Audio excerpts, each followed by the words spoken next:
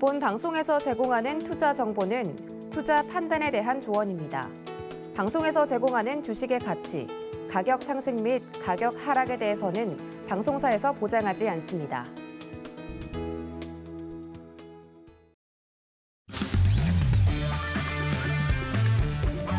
안녕하세요. 해외 시장 소식을 가장 빠르게 만나보는 시간, 해외 선물 신세계 리턴즈의 손자입니다. 간밤새 뉴욕 증시는 파월 연준 의장의 입에 주목하면서 경계감이 번졌습니다. 파월 의장이 높은 인플레이션에 대응해서 빅스텝 가능성을 시사하자 10년물 국채금리가 가파르게 상승하면서 증시 낙폭을 키웠는데요. 미 10년물 국채금리는 2.3%대까지 상승해서 2019년 5월 이후 최고치를 기록했습니다. 2년물과 10년물 국채금리 스프레드도 0.18%포인트까지 좁혀졌는데요. 프리마켓에서 강세였던 오늘 뉴욕 증시는 상승 출발했고 지금 현재도 플러스권에서 거래되고 있습니다. 러시아와 우크라이나 전쟁이 4주째 지속이 되고 있는 가운데 이후에 러시아산 석유 수입 금지 소식과 또 사우디아라비아의 석유 시설이 공격을 받았다라는 소식이 전해지면서 국제유가가 7% 이상 또다시 급등을 했습니다. 오늘은 상승분을 되돌리며 약세 보여지고 있고요. 지금 현재는 WTI가 111달러 선, 또 브렌트유 같은 경우는 115달러 선에 거래되고 있습니다. 네, 높은 유가와 또 중국 내 보잉 여객기 추락 사고로 인해서 항공주들은 약세를 보였습니다. 골드 같은 경우는 강보합 흐름을 보이면서 1922달러 선에 거래 이어가고 있고요. 달러 인덱스도 98선에서 강보합 흐름 보이고 있는데요. 유럽 시장은 또 플러스권에서 거래되고 있고 오늘 아시아 시장은 일제히 상승 마감했습니다. 그리고 잠시 후 함께하는 성균 선생 마스터님이 주말 무료 특강 매주 일요일마다 해주고 계십니다. 이번 주 특강 주제는 매매를 할 때 중요한 신법에 대해서 다뤄주신다고 하니까요. 참여 원하시는 분들은 샵 0082번으로 신세계라고 세 글자 적어서 문자 보내주시면 되겠습니다. 그리고 이 밖에 해외 선물과 관련한 궁금한 사항들은 노란톡 통해서 질문 보내주시면 됩니다. 참여 방법은 샵 0082번으로 신세계라고 적어서 보내주시거나 우측으로 나가고 있는 QR코드 스캔하고 들어와 주시면 되는데요. 노란톡으로 보내주신 질문 내용들은 방송 중에 실시간으로 내용 흐름에 맞춰서 답변 드리도록 하겠습니다. 네, 그럼 해외 선물 신세계 리턴즈 본격적으로 시작합니다.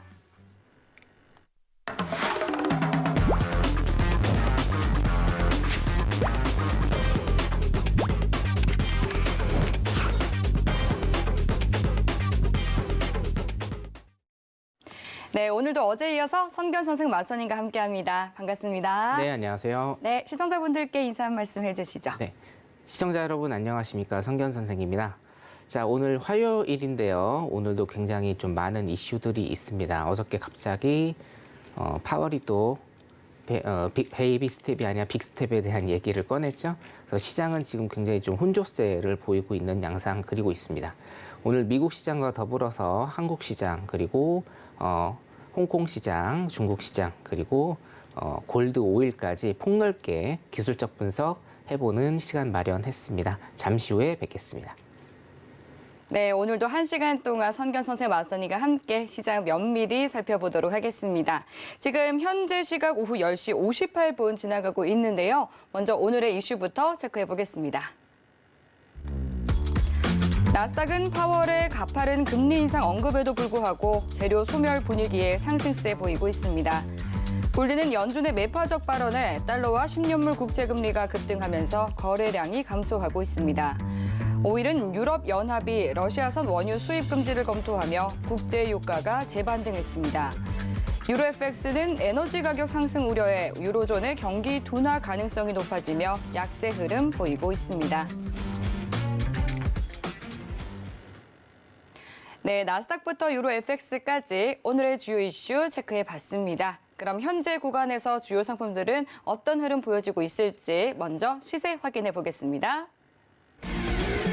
네, 조금 전 출발한 뉴욕 증시 3대 지수는 상승세 보여지고 있습니다. 네, 그럼 먼저 나스닥 시세부터 살펴보도록 하겠습니다. 0.68% 오른 14,470포인트 선 지나고 있습니다. 이어서 골드입니다. 0.29% 내린 1,924달러 선 지나고 있습니다. 다음 오일입니다. 1.06% 하락한 배럴당 108달러 선 지나고 있습니다. 마지막으로 유로입니다. 0.23% 오른 1.107달러 선 지나고 있습니다. 네, 그럼 이어서 또 각 상품별로 당일 투자 전략과 또 시황까지 살펴보도록 하겠습니다. 네, 먼저 나스닥부터 살펴보도록 할게요. 지난주에는 3대 지수가 굉장히 큰 폭으로 상승을 했습니다. 따라서 좀 차익 실현 욕구가 강해진 것이 아닌가 하는 생각이 들게 하는 전 거래일의 흐름이었는데 오늘은 또다시 상승하고 있습니다. 오늘 어떤 스탠스 세워주실지 팻말 통해서 확인해 보겠습니다. 네, 들어볼게요. 하나, 둘, 셋. 오늘 매수 들어주셨네요. 네, 단기적인 매수 관점을 일단 제가 좀 추천을 드릴 수 있겠고요. 네. 차트를 잠깐 좀 볼게요. 네. 자, 3분봉 차트 일단은 좀 보시면 방금 전에 22시 30분에 뉴욕장 개장을 하고 나서 눌림 주고 나서 지금 쭉 뻗고 있습니다. 힘이 좋네요. 네네. 일봉 차트 잠깐 볼까요? 일봉 차트 보게 되면 자, 2022년에 제가 대세 하락장이라고 일단은 말씀을 계속적으로 드리고 있습니다. 22년 시작해서 고점이 점점 낮아지고 있고 저점도 낮아지는 대세 하락장에서 지금 여러분들이 포지션을 어떻게 가져가셔야 될지 굉장히 좀 궁금하실 수 있는데 자, 일단은 매수 관점을 제가 단기적으로는 드렸습니다. 제 관점은 아직도 변하지 않습니다, 여러분. 2022년 초반에는 아직까지는 이게 하락장이다. 그 하락장에서 지금 단기적인 이런 반등이 일단은 좀 나오고 있다라고 일단 보시면 되겠고요. 기본적 분석과 같이 조금 PPT 보면서 얘기를 좀 나누도록 할게요. 네. 일단은 이게 불확실성의 해소라고 어저께 이제 나왔는데 네. 나왔습니다. 익숙한 분이 옆에 나오시네요. 네, 굉장히 많이 출연하고 계십니다. 지금. 예. 일주일 내내 출연하시는 것 같은데요. 어저께 금리를 0.5%죠. 0.5% 올릴 수 있다라고 얘기를 했죠. 그래서 네. 시장은 굉장히 지금 혼란스러운 상황에 처했다. 제가 어저께 말씀을 좀 한 가지 드린 게 금리 인상 초기에는 어차피 주식시장이 안 좋게 돼 있습니다. 전체적인 금융시장이 안 좋은 상황으로 일단은 좀 가게 되는데 그럼에도 불구하고 시장은 지금 금리 인상을 한다라는 발표가 있자마자 새벽에 시장이 굉장히 쭉 뻗었었죠, 저번 주에. 자, 그렇다라고 하면 이게 보편적인 상황은 아니다라고 제가 계속적으로 어저께 말씀을 드렸죠. 시장이 충격을 받아야 되거든요. 그러니까 너무 과열된 엔진에 우리가 물을 부어서 쿨다운을 시켜줘야 되는데 지금 그런 어떤 정책이나 소위 얘기해서 코멘트들이 전혀 먹히지 않는 상황이다라고 일단은 보시면 되고 자, 이렇게 된다라고 하면 상방에 대한 인플레에 대한 상방의 흐름이 더 압박이 굉장히 좀 심할 수가 있습니다. 지금 모든 것은 인플레이션으로 귀결이 되고 있습니다. 그래서 이 인플레이션을 어떻게 잡을 것인가에 대해서 계속적인 정책들 이런 것들이 나오고 있는데 소위 얘기해서 이런 약발들이 먹히지 않는다라고 하면 더 강경한 정책을 일단은 쓸 수밖에 없겠죠. 작년에 여러분들 기억하실런지 모르겠는데요. 테이퍼링이 뭐 조기 종료될 수 있다. 그리고 금리 인상 시기가 당겨질 수 있다. 그리고 또 하나 뭐였습니까? 대차대조표 축소 얘기도 나왔죠. 이런 것들이 사실상 급박하게 어떻게 나온 거라고 저는 생각하지 않고 모든 것들은 시나리오가 있습니다. 그 시나리오대로 일단은 나오고 있다라고 생각이 듭니다.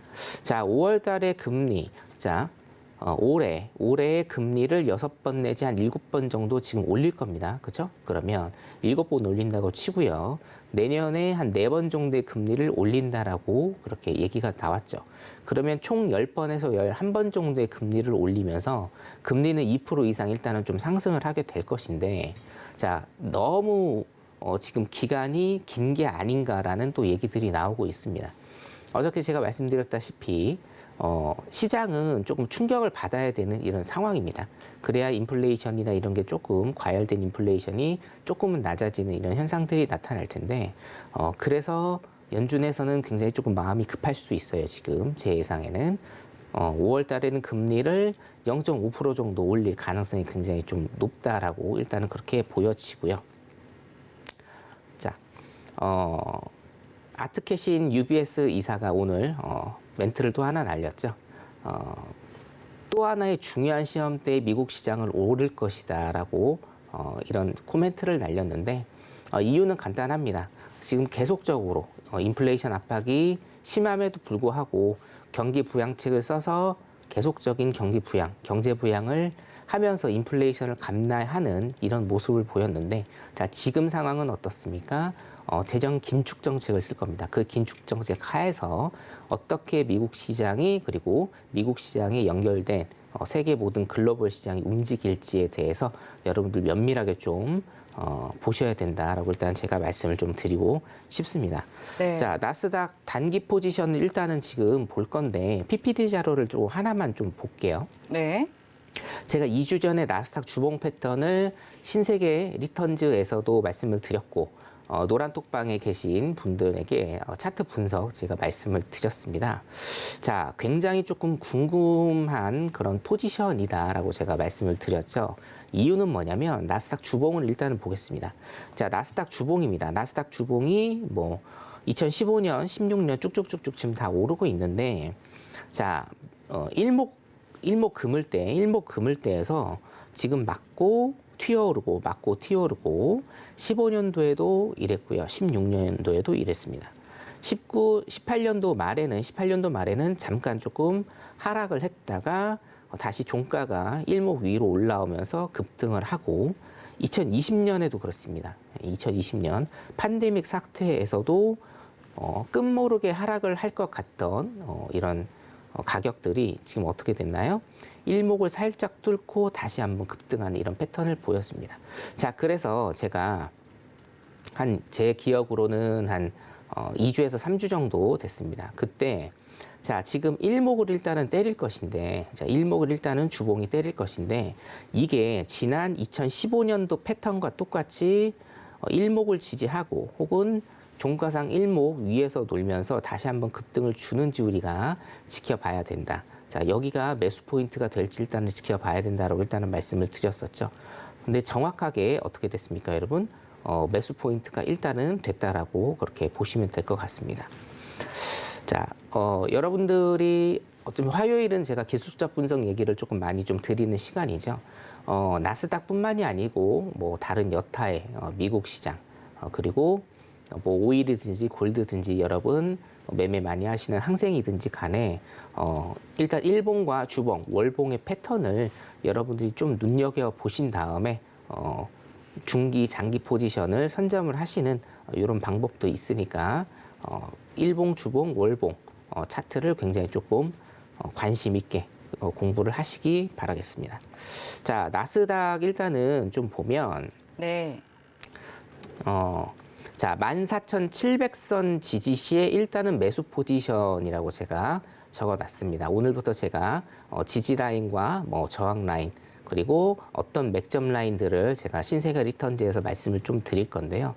첫 번째로는 14,100 라인이었습니다. 저번 주에 14,100 라인을 일단은 제가 말씀드렸습니다. 오늘 노란톡방에 보니까 우리 시청자분께서 14,100 라인 그리고 14,700 라인을 어떻게 선점을 했는지 좀 말씀을 주셨는데 14,100 라인 같은 경우에는 이때 우리가 이평선에 대한 수렴과 발산에 대해서 제가 좀 말씀을 드렸었죠. 이평선 5일선과 21선이 수렴하는 자리가 14,100 라인 정도 됐습니다. 그런데 지금 어떻게 됐나요?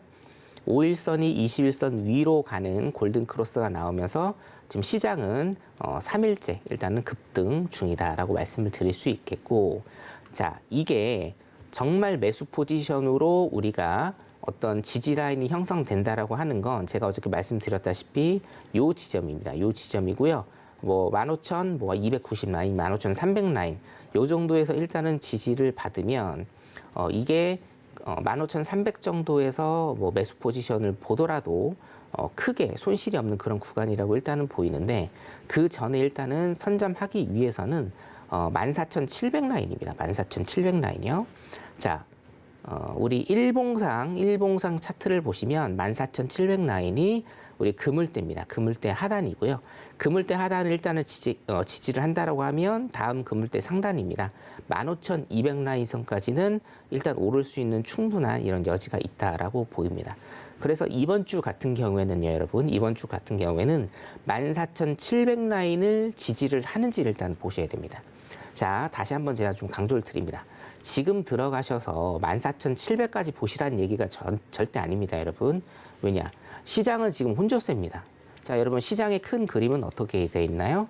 금리 인상으로 인해서 우리가 시장이 하락할 것이라고 일단은 예측을 했는데 어떤 이유에서든지 간에 어떤 뉴스든지 간에 아니면 어떤 재료이든지 간에 시장은 지금 급등을 하고 있는 상황이라는 거죠.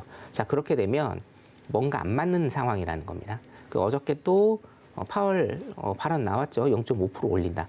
0.5% 올리면 시장이 굉장히 큰 충격을 받을 겁니다, 여러분. 자, 물론 뭐 금리를 0.5% 올리는 게 우리 개인들의 실생활에서 얼마나 크게 충격이 다가오느냐 이렇게 생각하실 수도 있는데, 자, 0.5%라는 것은요, 여러분, 뭐 예를 들어서 뭐 조금 큰 중소기업이나 아니면 대기업들이 은행에서 차입하는 금액을 생각하셔야 돼요. 예를 들어서 우리가 어떤 은행에서 신용대출을 뭐 1,000만 원, 2,000만 원 받는데 연금리가 0.5% 오른다 이런 개념이 아니고, 어떤 대기업 그리고 건실한 어떤 중소기업이 대출을 100억, 200억, 뭐 1,000억, 2,000억 받는다. 그 중에서 금리가 0.5% 오른다, 단기간에. 이런 것들은 여러분들이 굉장히 크게 생각을 하셔야 되는 겁니다. 사실상 금리가 오른다는 것은 개인들한테 큰 충격이 오지 않을 수도 있지만, 우리가 어디에서 근무를 하고 어디에서 소득을 얻나요? 기업에 이제 속해 있잖아요. 거의 대부분. 아니면 자영업 하시는 분들. 또 프랜차이즈나 이런 기업에 속해 있기 때문에 금리가 0.25%, 0.5% 계속적으로, 그리고 그게 2년, 3년 안에 금리가 2%, 3% 오른다는 것은 그 기업의 차입금에 대한 상환액이 굉장히 좀 많아진다는 것이고, 상환액이 많아진다, 지출이 많아진다, 기업의 재무구조가 나빠진다라는 겁니다. 기업의 재무구조가 나빠지면 당연히 우리의 생활도 큰 영향을 미치게 될 겁니다. 자, 그래서 일단은 금리를 올린다라는 것은 굉장히 경제적으로, 사회적으로 그렇게 썩 좋은 현상은 아닌데 지금 일단은 급등을 하고 있다는 거죠. 자, 그러면 지금 들어가시는 게 아니고 어떤 맥점을 지지할 때 매수 포인트를 볼 수 있는 그런 눈을 기르셔야 되는데, 자, 일단은 시장이 지금 매수 쪽으로 일단은 가고 있죠. 그래서 제가 일단 매수 포지션을 짚어드렸고, 오늘입니다. 그리고 중기적으로 스윙 종목을 일단은 스윙 전략을 매매하시는 분들은 14,700라인입니다. 일목입니다.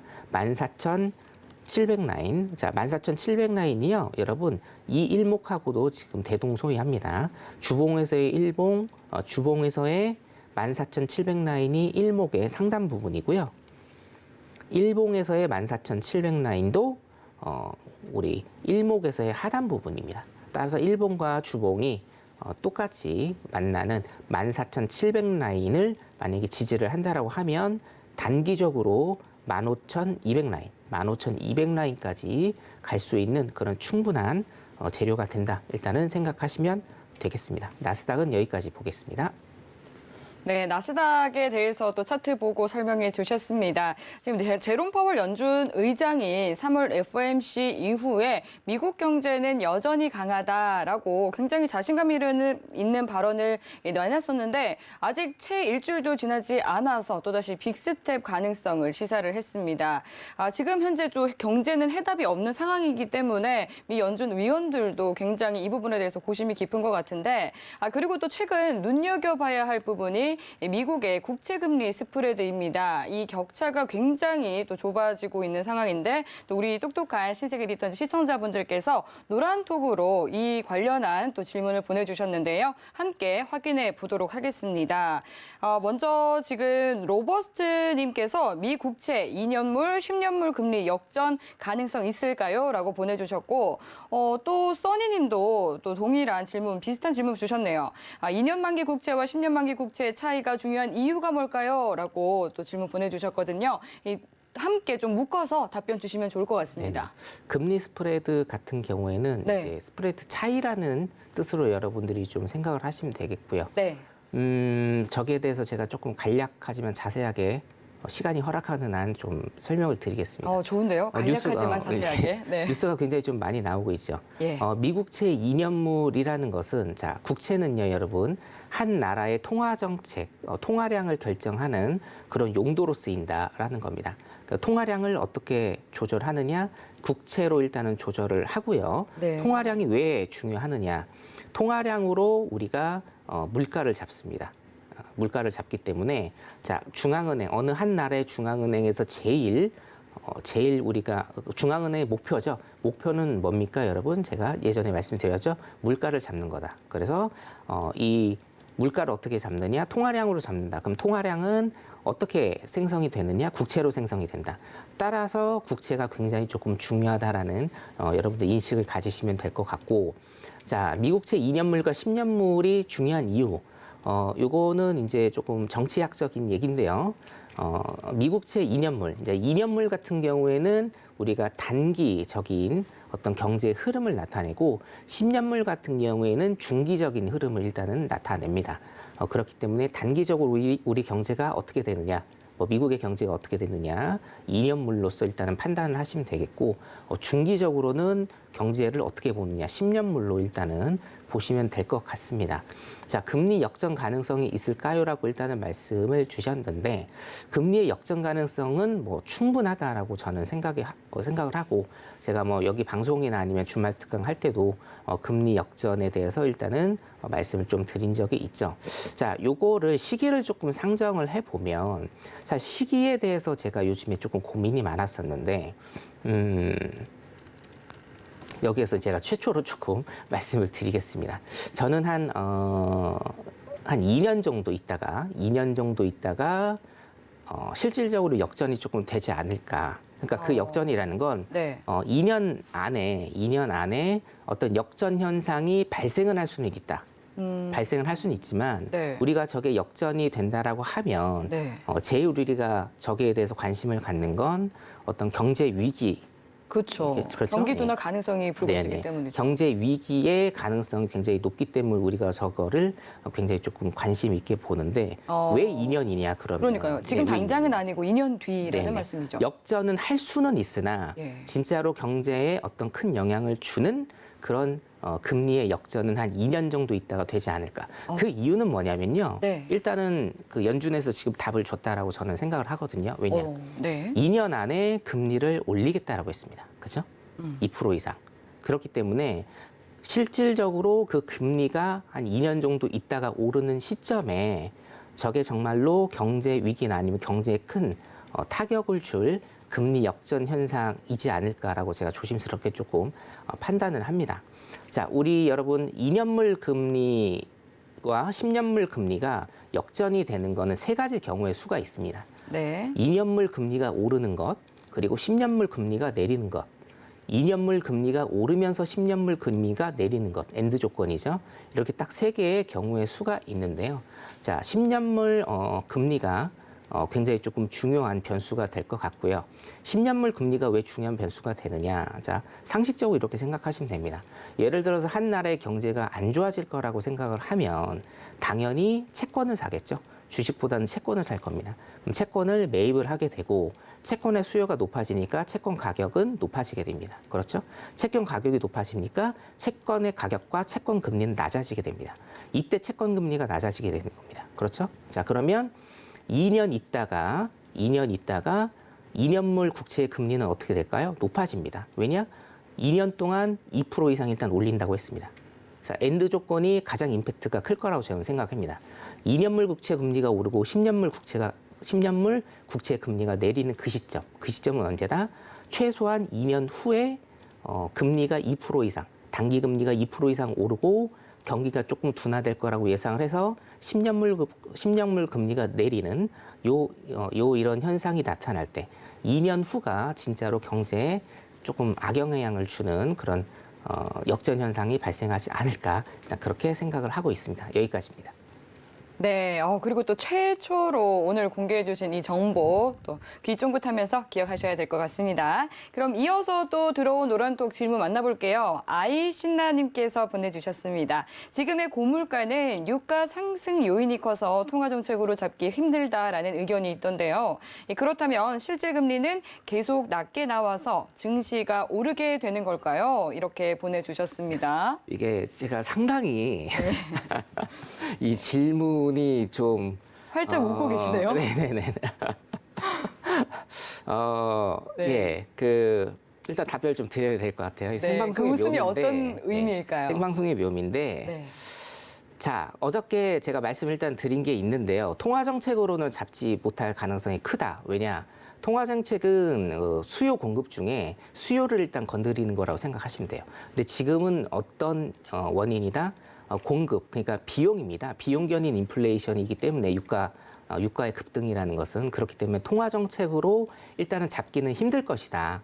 기존의 어떤 정책을 써서 수요를 건드리는 이런 정책으로는 일단 지금의 인플레는 잡기는 힘들 것이다. 첫 번째고, 자, 실질금리 일단은 얘기를 하셨는데 이거는 네. 제가 솔직히 패스를 조금 하고는 싶은데요. 네. 제 생각을 일단은 말씀드리겠습니다. 질문하신 의도는 제가 파악을 했고요. 자, 명목금리에서 인플레이션을 뺀 게 실질금리입니다. 그죠? 자, 실질금리인데 이 실질금리가 낮아짐에도 불구하고, 그렇죠? 실질금리가 낮아짐에도 불구하고 지금 주식 쪽으로 자금이 유입이 안 되는 상황이에요. 자, 그런데 경제는요, 여러분, 조금 이해를 못 하실 수도 있는데 어떤 이론이 한 가지 상황에 맞는 게 아닙니다. 경제는 양면이 있거든요. 동전의 양면과 같습니다. 어떤 경제 상황에 어떤 경제 이론을 접목시키는 것은 항상 두 가지 관점에서 일단은 보셔야 되는데, 지금 같은 경우에는 제가 결론만 말씀드리면 인플레이션이 굉장히 높은 상황이에요. 그렇죠? 우리나라도 제가 말씀드렸잖아요. 실질적으로 부동산 가격이 지금 지수에 반영이 돼 있지 않기 때문에 물가가 낮은 것처럼 보입니다. 낮은 것처럼 보입니다. 이건 모순이에요. 물가 높습니다, 지금. 물가가 높은데 지금 물가가 낮은 것처럼 보인다. 자, 그래서 무슨 얘기냐면 인플레이션이라는 것도, 그리고 실질금리라는 것도 인플레이션에 따라서 어떤 상황인지, 그러니까 딱 부러지게 제가 말씀을 드리면 실질금리가 낮아진다 하더라도 지금 인플레이션 때문에 이 효과를 못 보는 현상이다라는 겁니다. 이론적으로 실질금리가 낮아지면 자금이 활발하게 돌아서 기업에 도움이 되고 주식시장이 화랑이 되는 게 맞습니다만, 지금은 그것을 다 상쇄해버리는 인플레이션이 있습니다. 우리나라도. 그렇기 때문에 이런 순환의 효과가 안 나타난다. 그래서 일단은 실질금리가 낮아진다고 해서 지금 이제 주가가 급등을 하는 이런 선순환 구조는 지금 나타나지 않고 있다. 우리나라도 일단은 인플레이션 문제다라고 여러분들이 보시면 될 것 같습니다. 이상입니다. 네, 여기까지 또 노란톡에 대한 질문 답변 만나봤고요. 또 이러한 매크로 환경이 우리 경제에는 어떤 영향이 미쳐질지도 궁금한 상황입니다. 국내 선물에 대해서도 또 짚어주시면 좋을 것 같거든요. 네네, 국내 선물도 주봉 패턴을 일단은 조금 보도록 하겠습니다. 네. 자, PPT 잠깐 보시도록 할게요. 네. 국내 선물 같은 경우에는요, 자, 주봉 패턴입니다만, 제가 한 가지 기술적 분석 여러분들한테 팁을 계속 좀 드리고 있죠.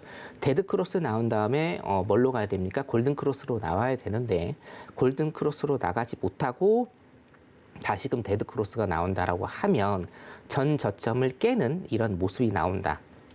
자, 이거 같은 경우에는 하나의 기법 설명으로도 여러분들한테 제가 드릴 수 있는 겁니다. 그래서 못 들으신 분들은 제가 다시 할게요. 데드 크로스 다음에 골든 크로스가 나와야 됩니다. 근데 또 다시 데드 크로스가 나왔죠. 자, 이거는 어떤 시그널이죠? 하방으로 꽂히는 힘이 더 크다. 매도 포지션의 힘이 더 크다라는 거죠. 그렇기 때문에 거의 대부분 전저점을 뚫는 이런 모습을 나타냅니다. 자, 국내 선물 한번 좀 보도록 하겠습니다. 자, 국내 선물 같은 경우에는 똑같습니다. 국내 선물 같은 경우에는 저는 아직도 하방 포지션을 일단은 좀 보고 싶고요. 이유는 뭐냐면 일단은 뭐 작년 6월 25일부터 대세 하락장입니다. 그 다음에 박스장 후에 하락, 박스장 지금 일단은 그리고 있습니다. 제가 뭐 많이 그려드린 대로 345포인트죠. 345포인트를 일단은 지지를 하고 조금 스펙트럼을 넓게 본다라고 하면 380포인트인데 한 374포인트, 그러니까 30포인트 내외에서 일단은 움직이는 이런 박스장을 그리고 있다라고 생각을 하시면 되고요. 이 시청을 하시는 많은 분들께서 또 주식을 가지고 계시기 때문에 만약에 주식의 관점에서 일단은 본다라고 하면 374포인트입니다. 예, 여기죠. 고점 374포인트를 일단은 지지를 해야 일단은 매수 방향을 볼 수가 있다. 요 첫 번째. 두 번째는 뭐냐면 지금 계속 박스장을 그리고 있기 때문에 지금 2월부터 일단은 박스장을 그리고 있다라고 가정을 하면 제가 말씀드린 6월 정도까지 일단은 이런 박스장 345포인트에서 375포인트까지 가는 이런 박스장 후에 하락을 조금 더 한다라고 저는 생각을 하거든요. 하락을 또 이처럼 하락하고 또 박스장을 한 3개월 정도 그리는 이런 지루한 가격 조정과 시간 조정의 2022년에 한 해가 되지 않을까 일단은 그렇게 예상을 합니다. 자, 일단은 매수 포지션을 보고 싶으신 분들은 374포인트입니다. 주봉에서 제가 일단은 보여드린 374포인트 지금 가시기에는 조금 멀어 보이죠? 예, 지금 300, 한 60포인트 정도이기 때문에 374포인트를 지지를 하는 이런 모습을 보일 때 그때 매수 포지션을 일단은 가시면 되겠고 지금은 계속적으로 박스장 매매하시면 될 것 같습니다. 예, 여기까지입니다.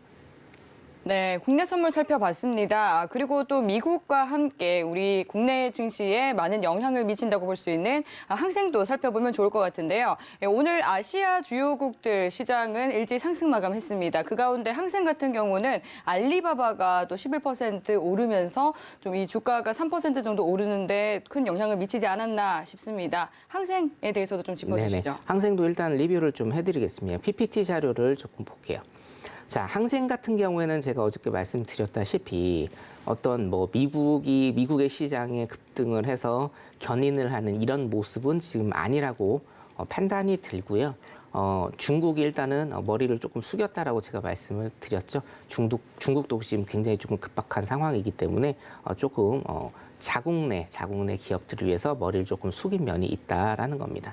자, 항생을 일단은 좀 보시면 항생이 사실은 굉장히 큰 하락장입니다. 아직도 하락장이고요.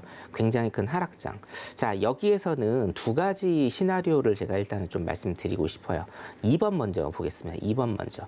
일단은 2만에서 22,000포인트의 박스장이 예상이 됩니다. 수개월 동안. 최소한 상반기에는 2만에서 22,000포인트의 박스장 일단은 예상이 되기 때문에 이 박스장 매매를 여러분들이 좀 염두해 주시면 좋겠고 그 18,134포인트까지 일단은 갔습니다. 6년 전 가격으로 일단은 갔기 때문에 자, 요거를 일단은 지지를 하면서 요걸 한 100틱 정도 정말 찰나의 순간이었죠. 100틱 정도 일단은 지지를 하면서 반등을 일단 주는 모습 보이고는 있는데 아직 V자 반등은 절대로 나오지 않았습니다, 여러분. V자 반등을 일단은 그리려면 25,000포인트까지는 가야 되는데요. 25,000포인트가 그렇게 쉬워 보이지는 않습니다. 단기적으로 일단은 급등을 했다라고 보시면 되겠고 자, 첫 번째는 2만 포인트에서 22,000포인트까지의 박스장으로 여러분들이 지속적으로 보시면 되겠다.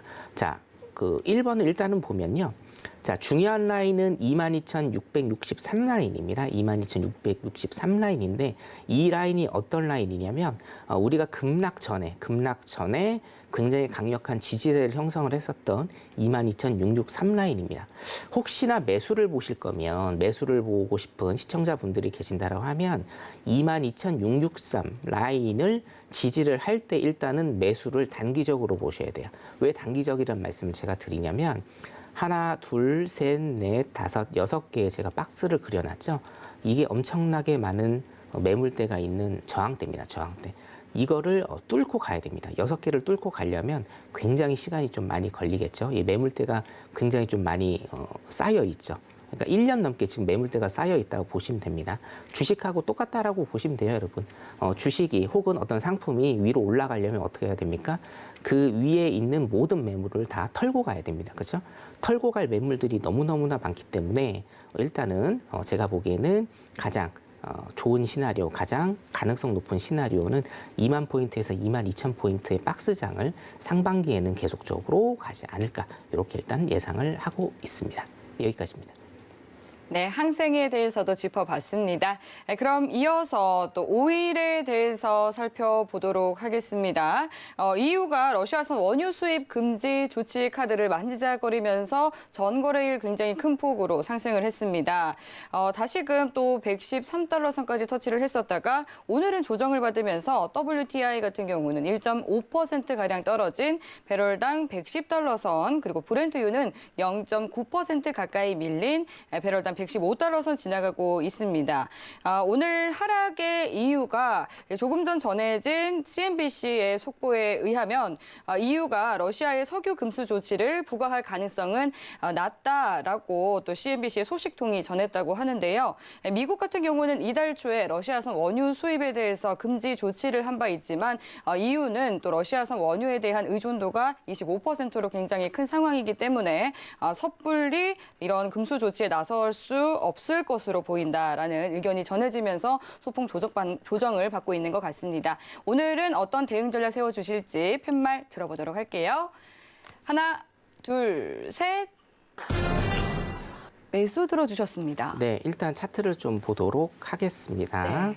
자, 오일 같은 경우에는 24, 25일을 좀 지나서 하시는 게 좋지 않을까라고 일단 제가 생각이 듭니다. 지금 뉴스 나오는 것들도 뭐냐면 뭐 오른다, 안 오른다, 한다, 안 한다 계속적으로 일단은 얘기가 나오고 있죠. 유럽은 어쩔 수 없어요. 유럽은 의존도가 너무 높기 때문에 네. 어떻게 할 수가 없을 겁니다. 그러니까요. 대신 이제 24일, 25일 바이든 대통령이 일단은 움직이고 어떤 굿뉴스, 배드뉴스를 가져올지에 따라서 조금 달라질 가능성이 많다. 자, 매수를 제가 든 이유는 뭐냐면 오늘 같은 경우에 지금은 매수 포지션은 보지 마시고 제가 일단은 100달러 선을 말씀을 드렸죠. 차트 분석을 제가 쭉 해보면 오일 차트가 사실은 지금 굉장히 좀 어려운 차트는 맞습니다. 어려운 차트는 맞는데 일단은 지금 제가 100달러 선을 말씀을 드렸는데 93달러 초반까지 일단은 급락을 했었죠. 이거는 오버슈팅일 가능성이 좀 많다라고 일단은 보입니다. 매수 포지션을 갖고 있는 어떤 개인들이나 어떤 기관들의 물량을 일단은 털기 위한 오버슈팅일 가능성이 굉장히 좀 농후하다라고 제가 판단이 들고요.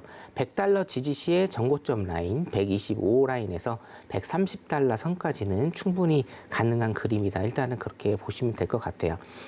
오일 같은 경우에는 공급이 제일 문제다라고 제가 말씀을 드렸죠. 수요는 어떻게 변하지는 않을 것 같습니다. 그리고 수요가 어떻게 변한다고 해서 그게 또 가격에 정말 급등락을 초래하는 이런 것은 없을 것 같고요. 일단은 오일은 공급의 문제가 해결이 돼야 되는데 공급의 문제가 지금 해결이 안 될 가능성이 많기 때문에 스윙 중량기 포지션으로는 아직도 매수의 가능성이 일단은 열려 있다라고 보시면 되고 오버슈팅의 가능성 요거 일단은 좀 상기를 해 두시고요. 오버슈팅이기 때문에 지금 급등이 또 나온 거거든요. 사실은 100달러 선에서 일단은 조금 멈추는 이런 모습을 보였어야 됩니다. 이유는 뭐냐면 우리가 심리적 저항선, 심리적 지지선이라는 게 있지 않습니까? 금융, 주식, 뭐 선물이든 국내 선물이든 해외 선물, 뭐 옵션도 마찬가지고요. 채권도 마찬가지인데 어떤 심리적 저항선과 어떤 심리적 지지선은 항상 존재를 하게 마련입니다. 근데 그런 것 없이 그냥 뚫어버렸다라는 거는 어떤 의도를 가지고 하방으로의 오버슈팅이 나왔던 가능성 일단은 농후하다. 지나고 나서 일단은 이런 것들은 보이는 건데 다다음 날에 일단은 조정을 주고 다음 날에 급등이 나왔다는 것은 오버슈팅일 가능성이 높기 때문에 아직도 100달러 정도에서 매수 포지션 가져가시는 게 유리하다라고 일단은 생각이 들고요. 오늘 같은 경우에는 지금 내일 또 재고 지표 발표가 일단은 있죠. 오늘 같은 경우에도 이게 만약에 100달러 선으로 내려온다고 하면 한번 시도를 해보시는 것도 좋은 매매 기법이라고 일단은 생각이 듭니다. 지금 당장은 아니고 이게 100달러 선까지 일단 내려올 때까지 한번 기다려 보시겠습니다. 여기까지입니다. 네, 지정학적 리스크 이어지면서 또 국제 유가는 굉장히 이슈에 민감하게 반응하고 있는 모습입니다. 마스터님께서 짚어주신 것처럼 또 새벽 5시 30분에 미국 석유협회의 주간 원유 재고 발표까지 또 참고해 보시면서 투자 대응해 보시면 좋을 것 같고요.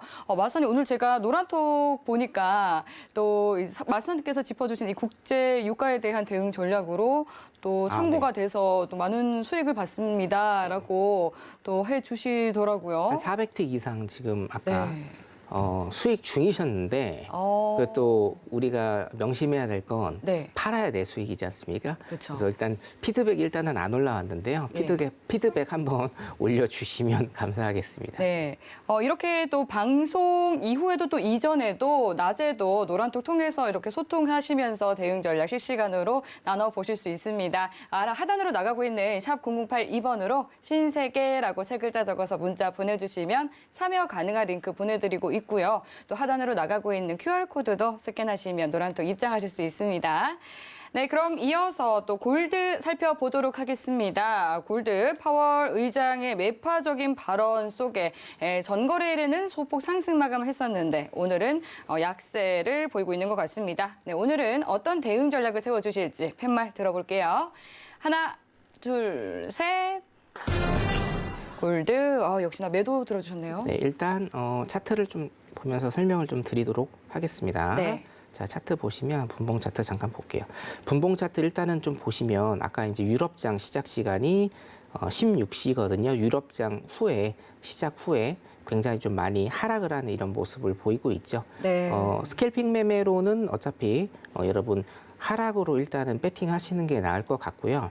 자, 일봉을 좀 잠깐 보겠습니다. 사실 일봉이 좀 굉장히 중요한데 제가 이 라인에서 골드는 하락을 할 것이다라고 말씀을 드렸고 그 하락의 이유는 골드라는 이 상품의 특징이 전고점과 전저점이 굉장히 민감하다라고 제가 말씀을 드렸습니다.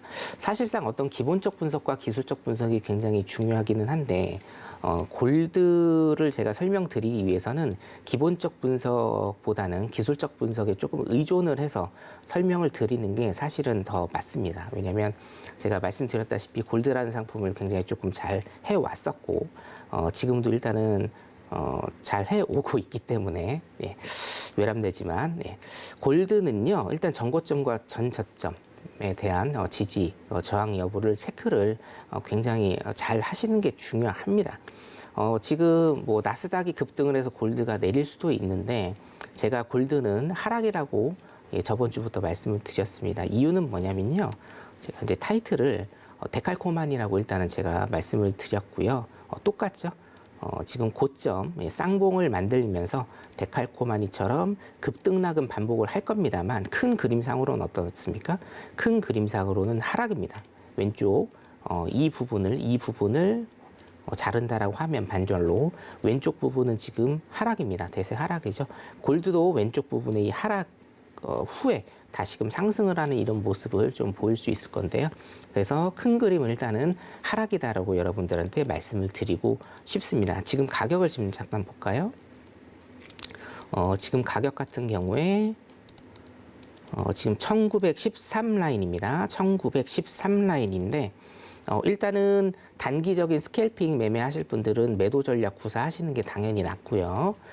지금 어떤 스윙 매매나 아니면 어떤 기다리는 이런 매매를 하신다라고 하면 지금 굉장히 강력한 지지대가 1874 라인이 있습니다. 여기 보시면 여기입니다. 이 라인이거든요. 1874달러 라인이죠. 이 라인이 굉장히 조금 강력한 지지대가 될 것이고 지금 보면은 한 40틱 정도, 그죠? 400틱 정도. 일단은 400틱 정도 지금 좀 더 내려오면 이 라인을 지금 터치를 하기 때문에 기다리시는 매매를 하시는 분들 그리고 스윙 매매 하시는 분들은 1874 라인에서 한번 배팅 해보시는 것도 굉장히 괜찮다라고 일단은 생각이 듭니다. 네, 골드 여기까지 보도록 하겠습니다.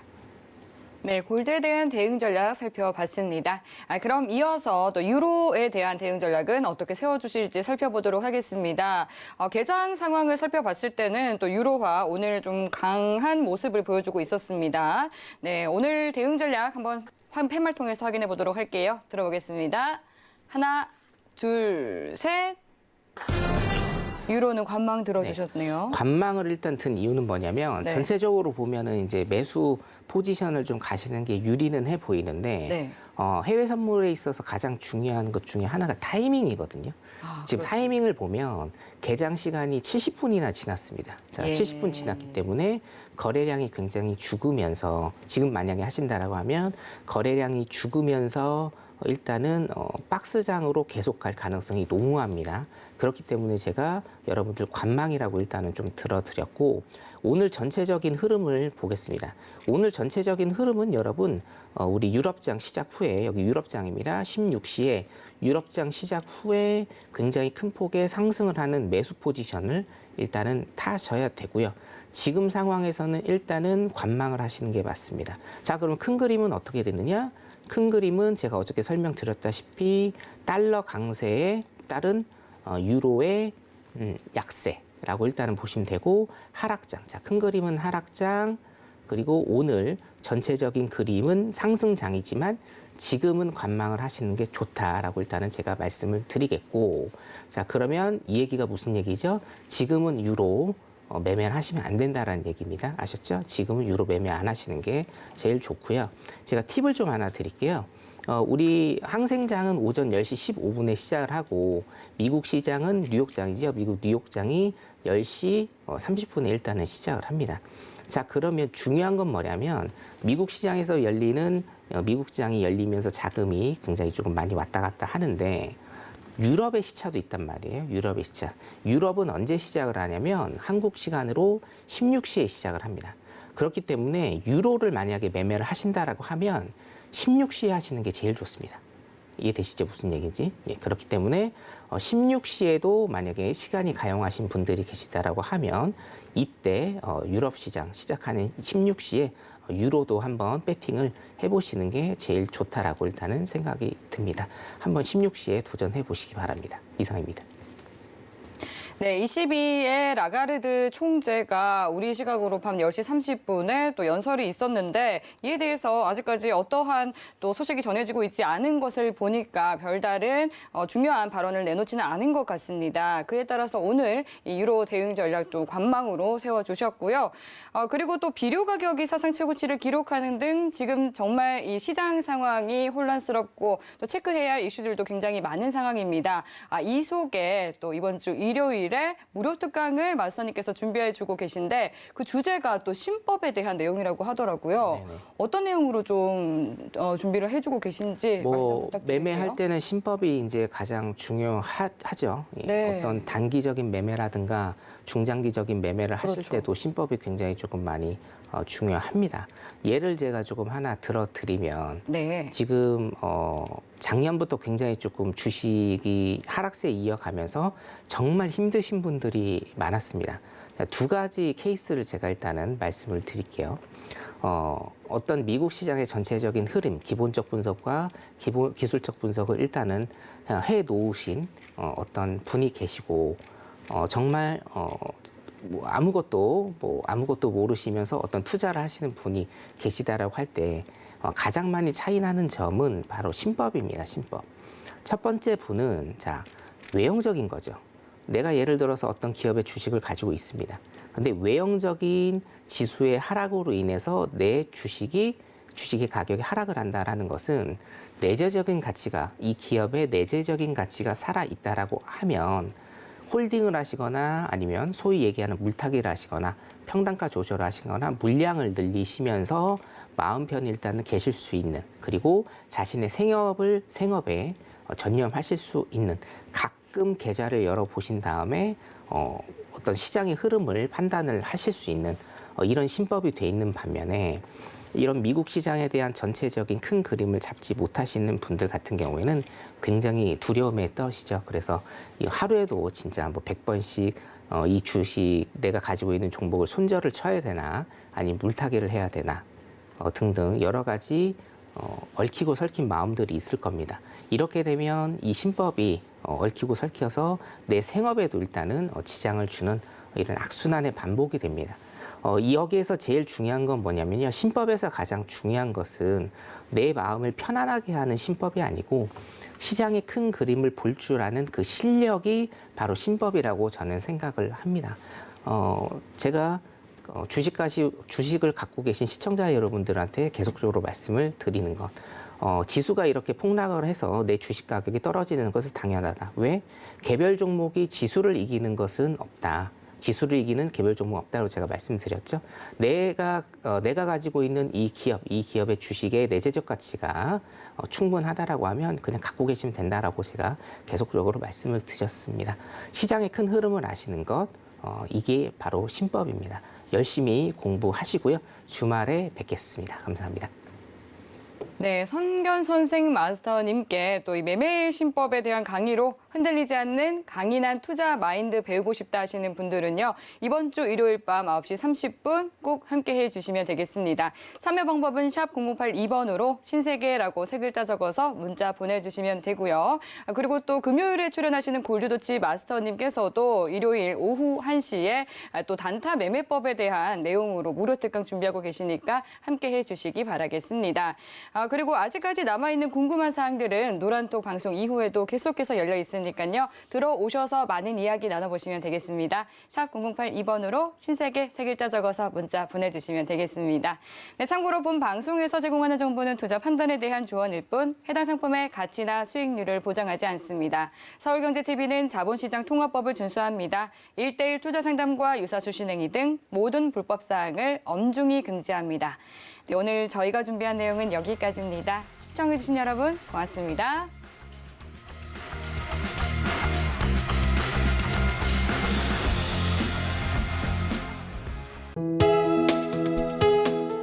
본 방송에서 제공하는 투자 정보는 투자 판단에 대한 조언입니다. 방송에서 제공하는 주식의 가치, 가격 상승 및 가격 하락에 대해서는 방송사에서 보장하지 않습니다.